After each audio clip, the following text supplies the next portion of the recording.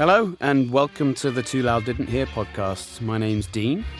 Hey, and I'm Andy. And Dean, perhaps you want to kick off with explaining where this great name came from, as it was your brainchild. Okay, well, Too Loud Didn't Hear is a play on Too Long Didn't Read, obviously. And I think the point of the name was to kind of capture how much noise is out there from all of the entrepreneurial and self-help world to the meditation kind of guides and how to exercise. And so there's a lot of information out there, and it's really up to you as a consumer to pick pieces of information that you can implement into your day-to-day life. And that's kind of it. It's cutting through all of that noise and really questioning the source of the information and then applying it to you. So I think, you and I met each other through work. So we have very similar interests in business, but we're very different in terms of like our non-work relationship, our personal relationship. Yeah, so I think that was one of the things that was really fascinating to me is that, we're so aligned in some respects, like, our views on wanting to improve ourselves and all those great things and so many things that come from that world of San Francisco that seems like this sunny mirage. In the morning you wake up and meditate, and then you might have a smoothie that contains 17 superfoods that with each sip you add another 17 minutes of life to yourself.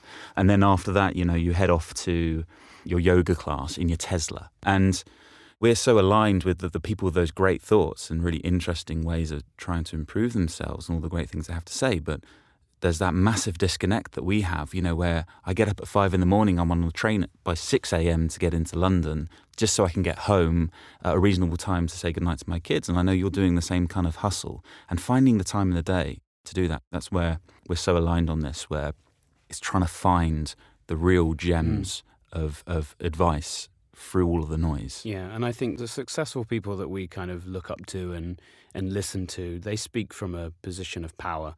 Like they've built businesses, sold them, and now they have time that they can carve out to write a book or do a podcast or to get involved in some of the self-help world. And that in itself is like, you could be a full-time student. You could just sit there all day, watch YouTube clips, read books, listen to audio, and you leave yourself no time to actually go out there and take action and fail and learn. Right. It's interesting to me for two people who are trying to implement those things.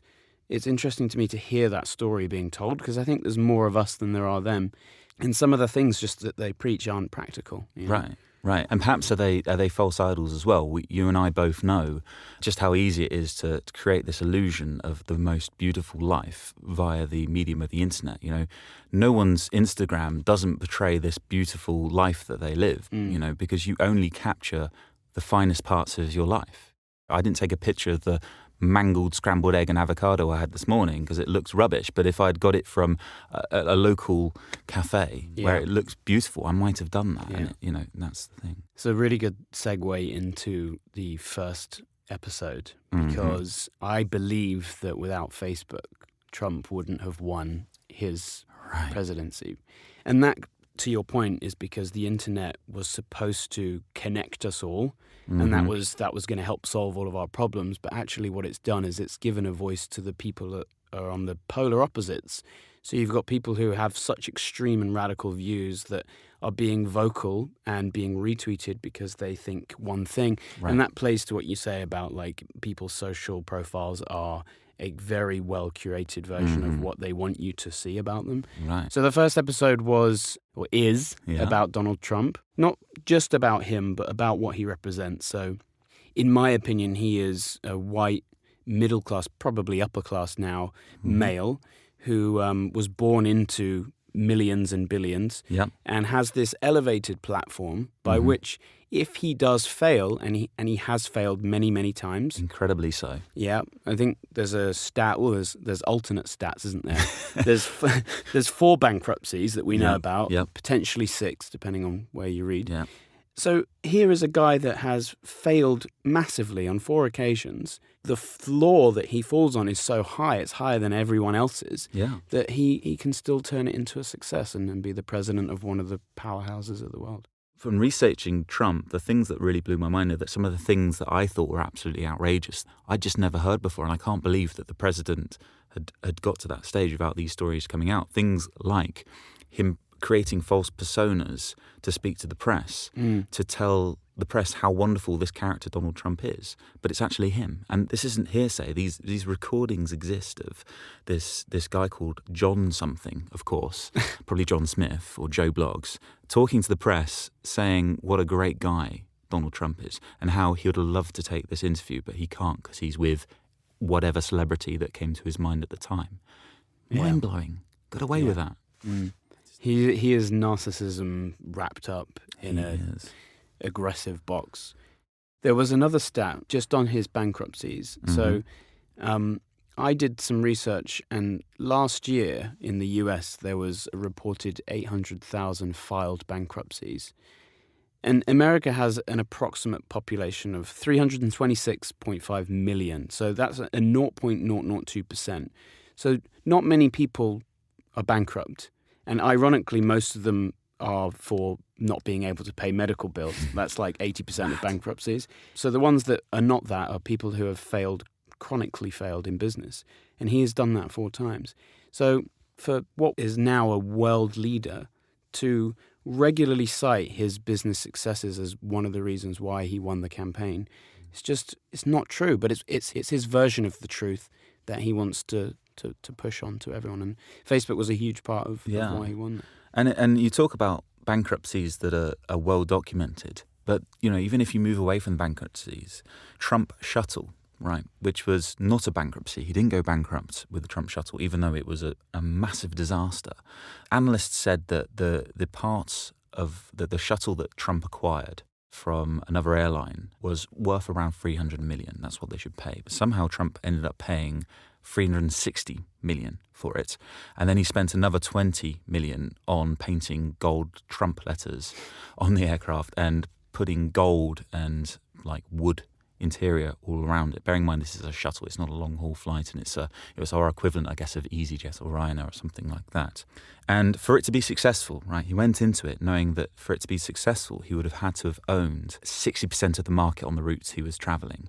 And the competitor that he was up against was the huge Pan Am. So it's just mind-blowing that he had so much arrogance to think that he could do that. And of course, it wasn't his money, which perhaps suggests why the arrogance. It was all money that was leveraged by banks and loans, and hence why he didn't go bankrupt there, because they couldn't afford for him to go to bankrupt. So he managed to basically get away with going bankrupt. It's just beyond belief for me that that's an example where he didn't go bankrupt, but probably failed dismally. He's a huge talking point at the moment, and he divides the room. Like, you can lose a lot of listeners because you can divide opinion with Trump. You don't want to come across as anti-Trump. Sure. But what he represents is he is a male, he is white, and he is middle to upper class. And for those reasons alone, it means that he has endless opportunity and he can't really lose. Yeah, exactly. And he gets away with things. I think that's the thing for me. For me, the frustrations and what to prove the points you made there of getting away with things is not that he's had these failures in business, because you know what? Business is hard and almost deserves credit for having the guts to go out and do that. So it's not that I think frustrates people, and certainly frustrates me about him.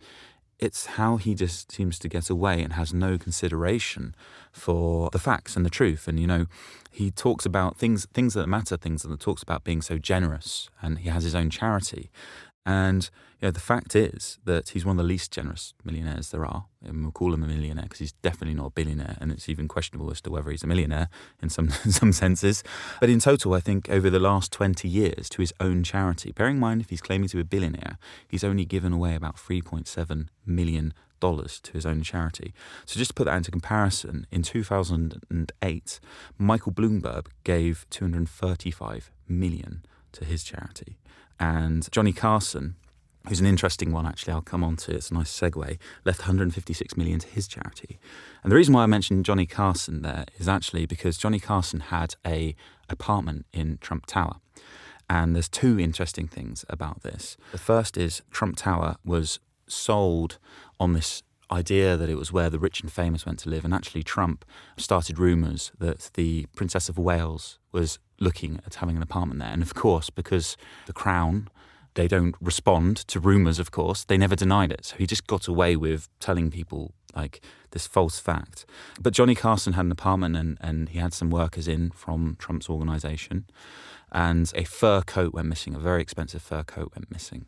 And he blamed the workers and ordered Trump to fire the workers. And the workers obviously denied it. I don't know what the resale value of fur coats is, but if you're going to take something from Johnny Carson's apartment, fur coat, probably not the thing you'd choose straight away. And it's certainly not something that the workers, I'd imagine, that are fixing apartments for Donald Trump would want to wear either. Yeah, it's not something you can just stroll down the street with and feel like you own this. It was some very, very rare fur coats as well. It was worth hundreds of thousands of dollars or some obscene amount of money. So they got fired. And then a couple of weeks later, Johnny Carson found the coat fallen down the back of his wardrobe and actually did the honourable thing of telling Donald, and Donald never did anything about it. He never rehired the workers, gave them any compensation or anything like that. So I think that's a great example of where he just gets away with those crazy things. Yeah. So if I can be honest, one thing that I wrestle with, I guess, is that I'm hyper aware of all of this, and taking Trump himself out of the out of the frame for a second, but what he represents. I'm very aware of it, and I know that it's rich for me to talk about it when I am nearer to those things that he represents than others. And I guess the thing that I would like to leave the listeners with, it's all about motivations, right? It's all about incentives. We aren't really incentivized to change the status quo because the status quo, well, we have a great hand in the current status quo. Mm-hmm. Like, we're both white males, and we live in London and earn a decent salary to do the things that we want to do. Mm-hmm. So we can note that the system is broken for some people, but we're not personally incentivized to change that, to disallow people like Trump to go about the business. It's capitalism, isn't it? And It is, yeah. I guess, I really wrestle that, because on the one hand, I want to help and fix and do stuff. Mm-hmm. On the other hand, I know that it takes more than one individual to do it. Yeah, so I feel really strongly about these types of things, and I feel like it's on us as the white males. It's on us more so than it should be anyone else if we feel this way, which I it's obviously my opinion that everybody should. I struggle a little bit with what can I do? What things should I be doing? I guess us talking about it is a good thing. Should we do more? When you note it, though, it becomes so huge. Mm-hmm. Like, for instance, even if you pick any subject like restaurants, for instance, this was a random one that I came up with the other day.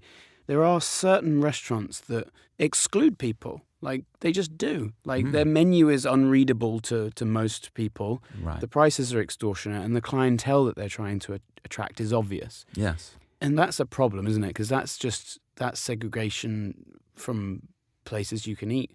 It's the same with, places to go out, or even down to media and TV advertising. Like, if you're noting all the time, you'll see that most of our commercials heavily feature white males or families. Yeah. I can really identify with how that's very difficult for some people. Definitely. It definitely contributes. And, I don't know if you remember, there was a very large American software company that shall remain nameless, who had a scandal a few years ago where they had, an A4 flyer or something like that. And the main picture showed a boardroom with various different people in a sort of stock imagey pose, Right.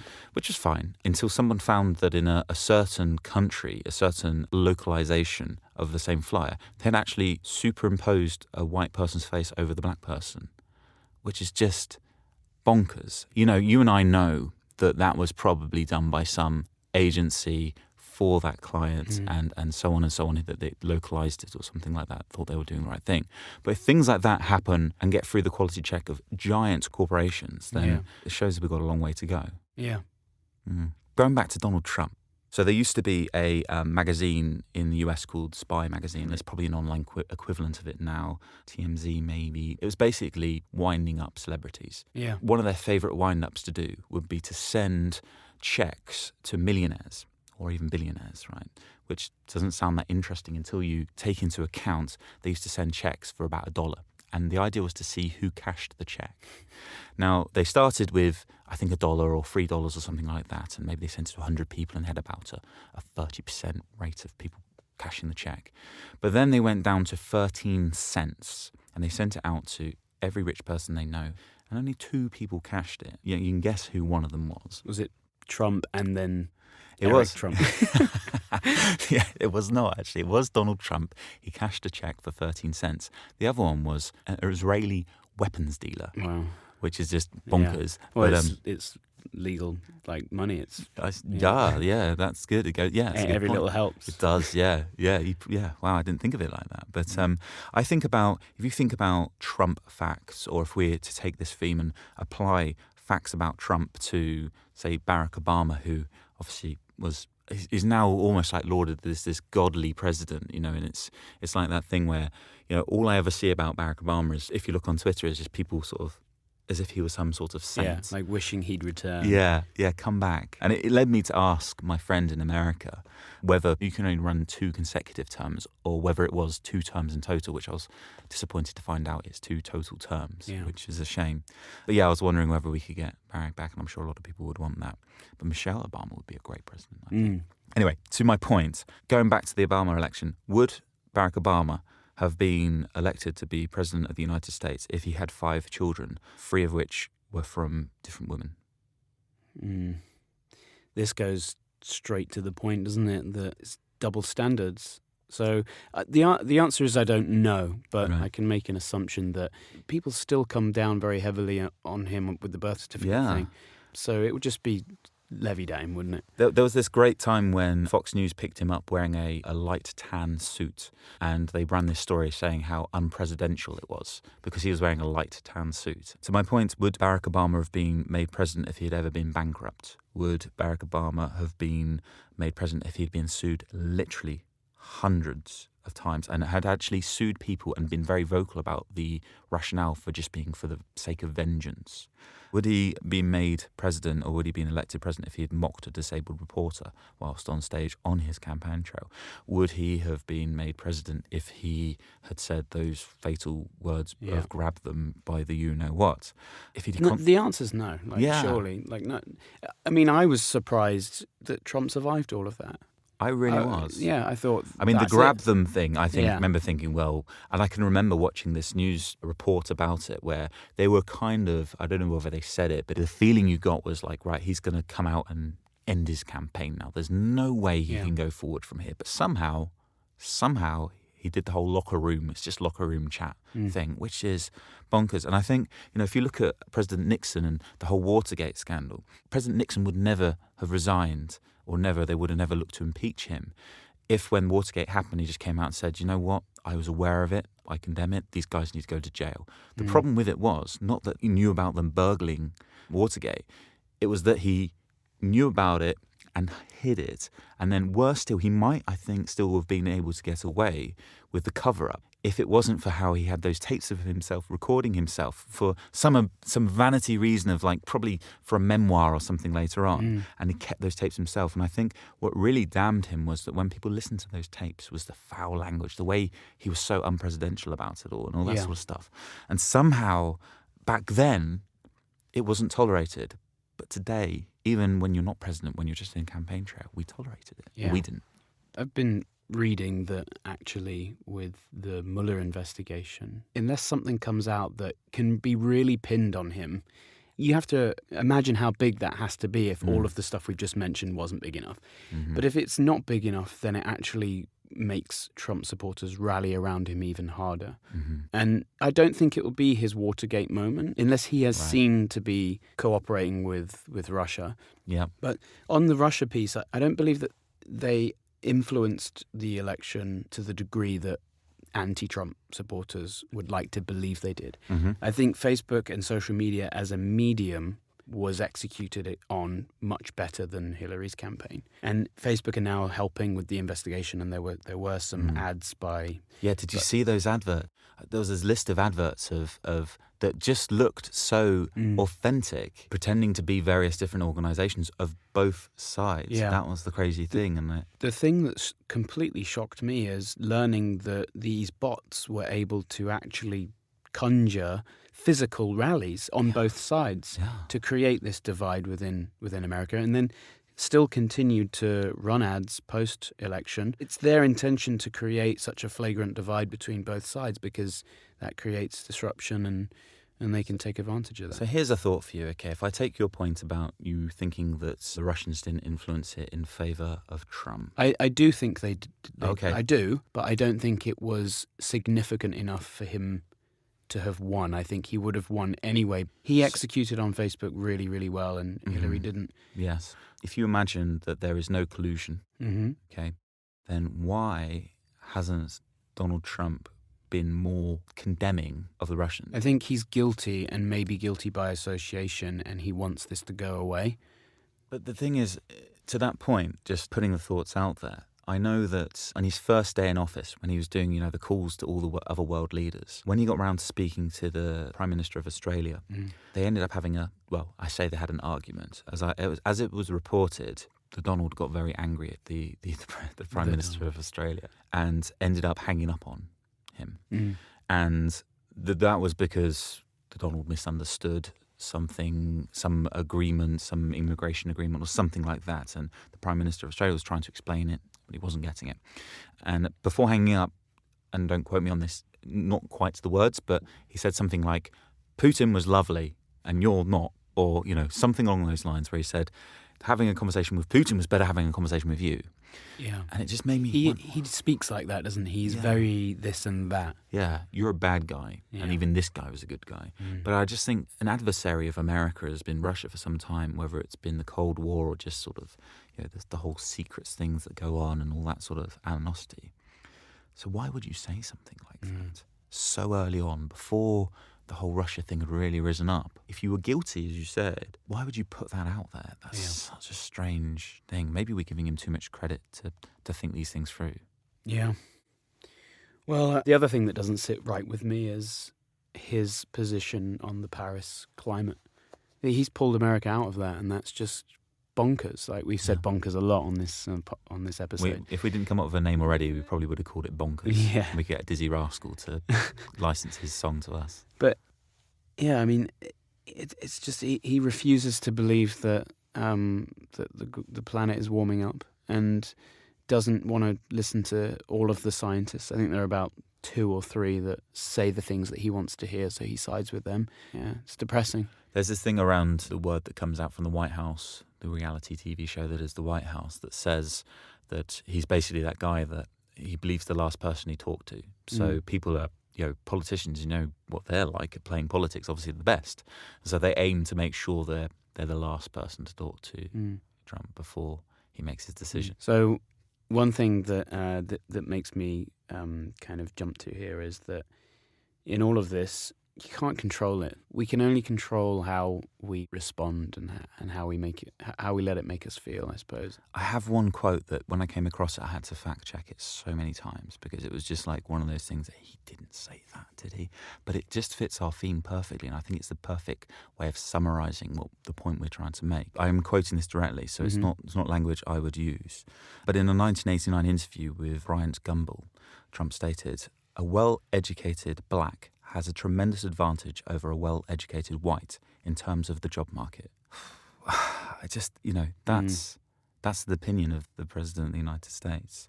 I'm just going to come out with it here. Does he mean because there's fewer competition in if you're black than the fact that you're well-educated? Like, is he just talking in silo like that? Like there's a line drawn between, and the well-educated black person has an advantage in his society versus or that person will be elevated to a position where companies or people are seen to be giving equality a go.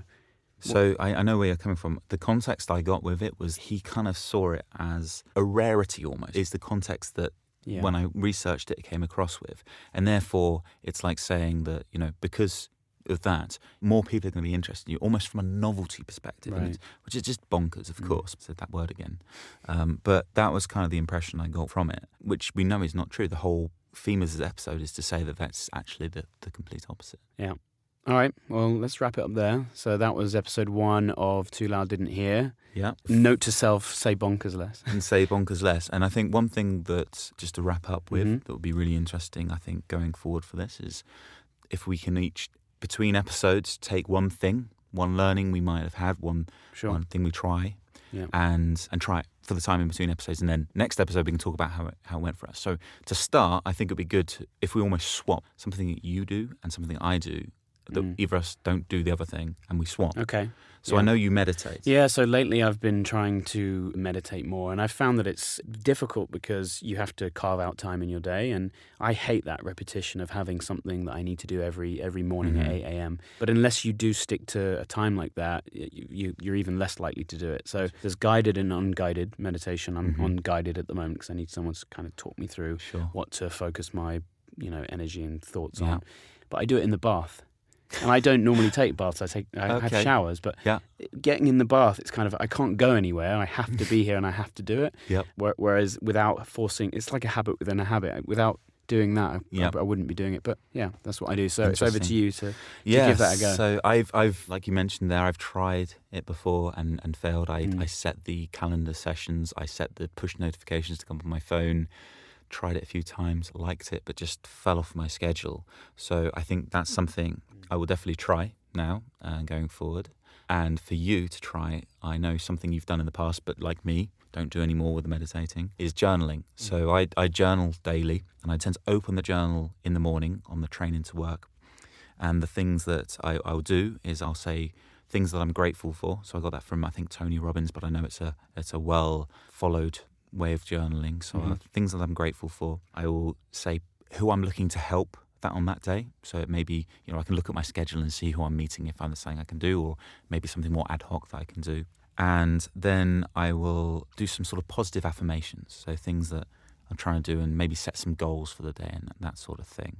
And then on the way home, I close the journal. So I'll say great things that happened today. I'll take a time to think about things that really helped and who I helped, and then things that could have been better, which is always interesting because when I reflect on that, that's where I probably get the most value.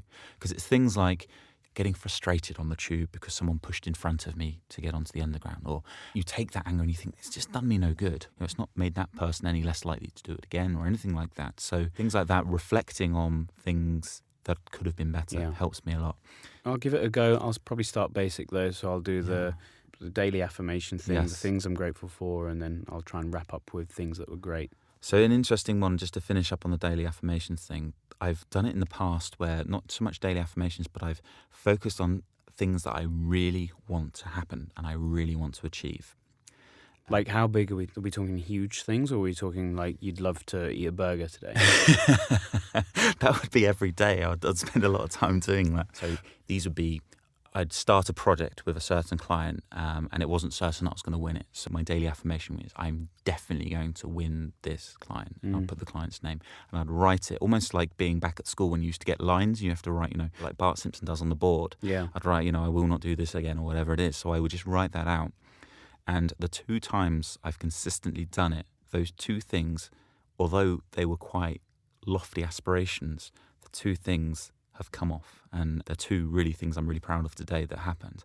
And I don't quite know why. I've researched it. The only science behind it that I can find that kind of makes sense to me, which is that if you're at a party or in a crowded space and somebody sort of says, Dean, or, you hear your name for someone else talking about it, or maybe your company name, Program I or something like that, and your ears twitch and you look on to the person that said it, that's your subconscious making you aware of somebody talking your name, which may be an opportunity. So the only science I found behind it that even makes half sense is that if you're saying things enough, you're writing it down over and over again, I want this to happen, that your subconscious becomes more acutely aware of the opportunities around you and works to help you recognize little signals, and subconsciously you move more towards those signals. That's the only science I can find. Yeah, well, we're always kind of creating, aren't we? Mm-hmm. So you're never happy because you're never satisfied because we're always moving forward. Time is just moving. So even when you get to now and you feel great or something great's happened, you can't just fix at that point because your brain wanders off and you start creating more things. So if you are controlling the thing that you're trying to create, i.e., that deal that I really want to win or whatever, then subconsciously maybe you are kind of steering yourself into that. Okay, so that concludes our first ever episode. We've really put ourselves out there. So if you like what you hear, You can subscribe or rate us. And Andy, where can they find us? You can find us on Twitter at Too Loud Podcast or on Instagram at Too Loud Didn't Hear.